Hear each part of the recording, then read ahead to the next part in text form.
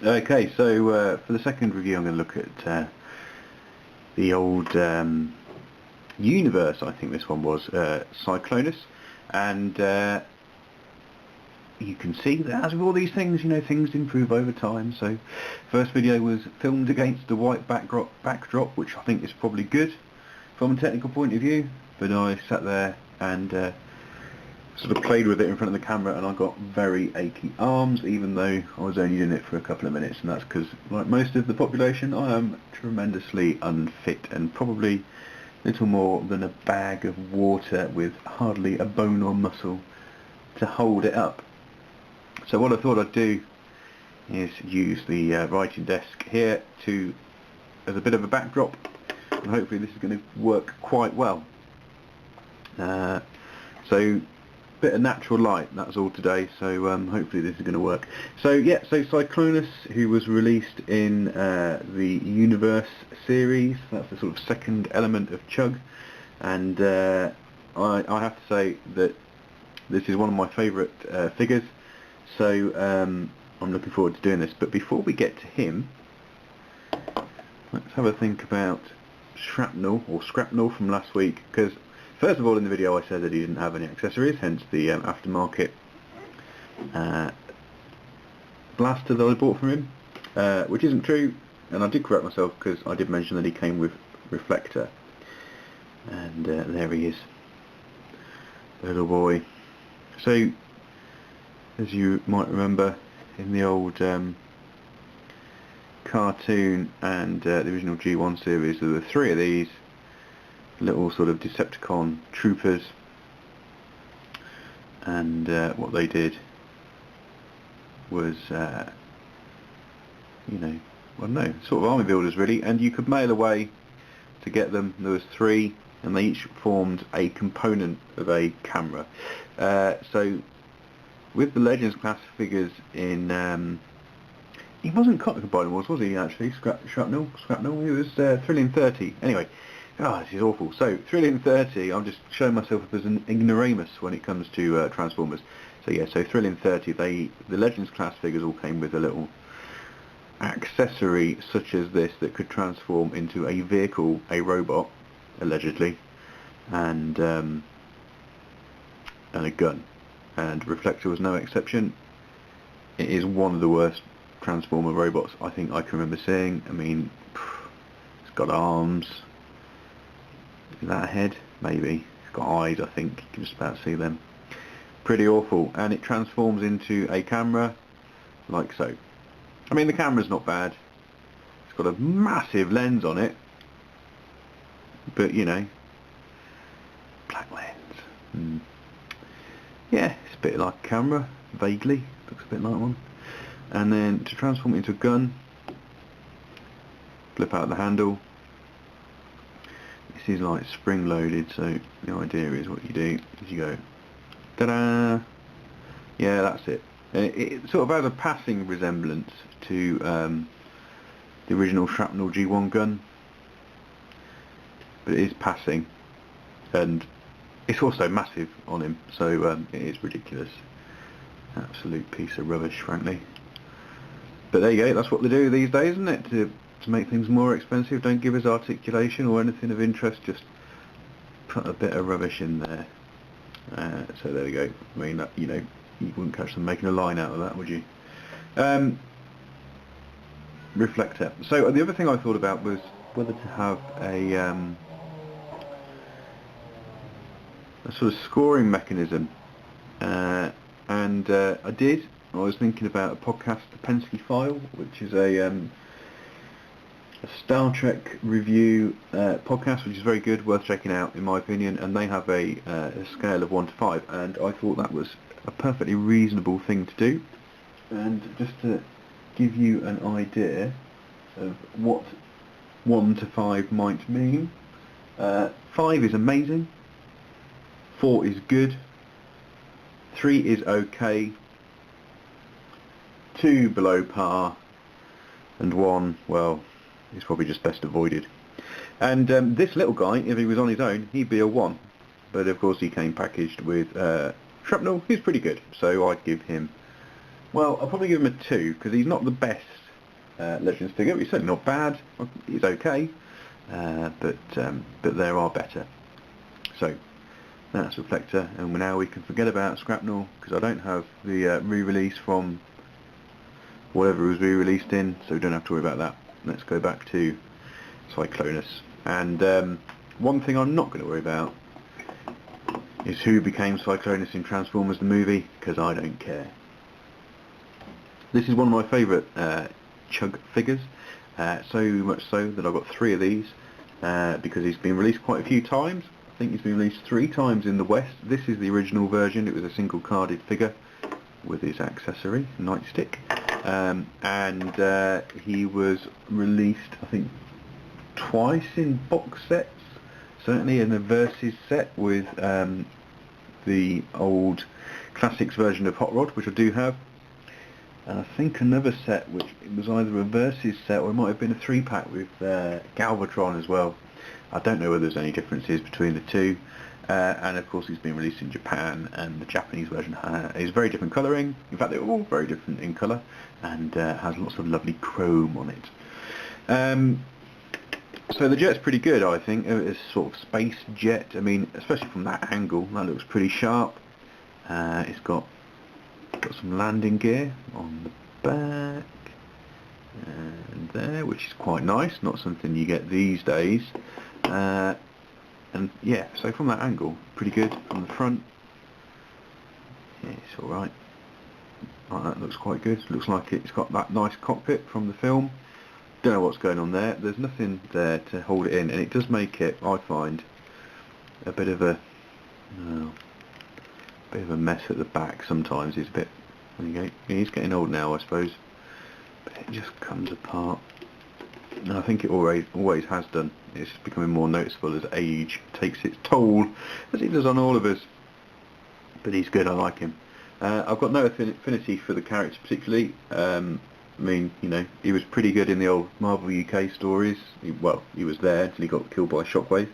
And I know a lot of people have a lot of time for him in the IDW series, which is really good. But I don't know, Tailgate and Cyclonus' relationship, it's interesting. I appreciate the effort, and I think it's generally a good thing. It just doesn't really, I don't know, just doesn't really do it for me. I don't know whether you can see some of the. I thought that some of this grey plastic was sort of yellowing, but I don't think it is. I think it's just a different grey plastic to this sort of silver plastic that was used for the wings. But there's lots of nice detail. I mean, it's, you know, lots of sort of red panels, lots of nice panel lines. It looks like it could be a jet. I don't know why a spaceship would need. Yeah, I don't know. Is it a spaceship? Is it a jet? Who knows? Anyway, I digress. One thing I did notice on mine is I don't think this is going to pick it up on here at all, but on the Decepticon symbol there's some sort of crackling on there, and I don't know if that was on all of them or just mine. Something going on there. Anyway, he's good. I like him. Like I say, good silhouette, looks aggressive like a Decepticon jet should do. Silver insignia, I like that. I like different coloured insignias. I don't know why. I just do. So let's transform him. He's pretty simple, but it's interesting. It's slick. It's clever. So you pull the arms out, or the wings out, and they're going to be the arms, and you fold them up, and they're going to sort of clip on here in a minute. But before that, let's just ease that up. Someone said, I saw something about you can get a Targetmaster in there. Whoopee. You collapse this pointy bit. I don't know if that's meant to be a nose cone or a gun, who knows, into there, fold it down like that. Double collapse is always good, tucks it away nicely, collapse it in, there we go, twist his head round. Look at that, light piping. You don't get that anymore either because of cost cutting, but it's 20 quid a pop now, isn't it? So who's the fool? I don't think it's Hasbro, I think it might be me. So you clip those in there, and then you pull down these here to form the legs. If you've got fat fingers like me, you might need to do that first. There we go, and on that side as well. Just make sure that clips together very nicely. There we are. What else can we do? Let's fiddle with these arms. So what you have to do is like push it down, pull it out,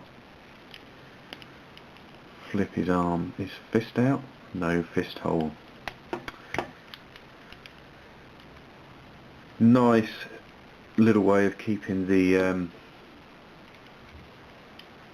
wings out of the way and keeping that nice classic Cyclonus silhouette.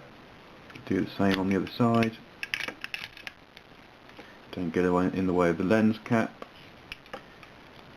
Now I'm going to show this on another video as well, but there's a little slot there which you can plug Nightstick into, and I tend to do that for whomever I choose to be leading my armada of Cycloni. And there he is. He's pretty good. I don't know if I can get him in to the shot. See my paraphernalia behind there. Sorry about that. I don't think I can. I was trying to do this in a slightly more cinematic style. I don't know whether it's worked, but I'm stuck with it now. So anyway, so he's pretty good, I think. I mean, you know, not the best angle, but he looks like he should be the animation model. He's absolutely fantastic. He is a transformer, but he is practically, you could, you know, if he didn't transform, you could sell this as an action figure. It's that good. So he's got a bit of a swivel on the head, pointy ears like all Decepticon rabbits should have. Can you see that? Light piping that works, always good. He's got an arm that goes out like that. You can swivel him at the shoulder. He's got a twist on the top of the forearm, which is good. You know, rather than you don't need waist swivel, you just need a swivel. And he's got a nearly 90-degree bend there, which is good. No waist swivel because of the transformation. I think that's okay. You can do the splits pretty much. That's good. You can. He's got, you know, a huge range of motion there on the upper thigh. Bit of a swivel all the way around, because why wouldn't it be? Nearly 90 degrees. Bit more than 45, do you reckon? Good enough. And an early example of the old permanent A stance there. Oh yeah, this guy, whatever you do with him, he looks pretty decent, it has to be said. So yeah, so he's good. Nearly as good as Nightstick. Put him off to the side and let's have a look at Nightstick.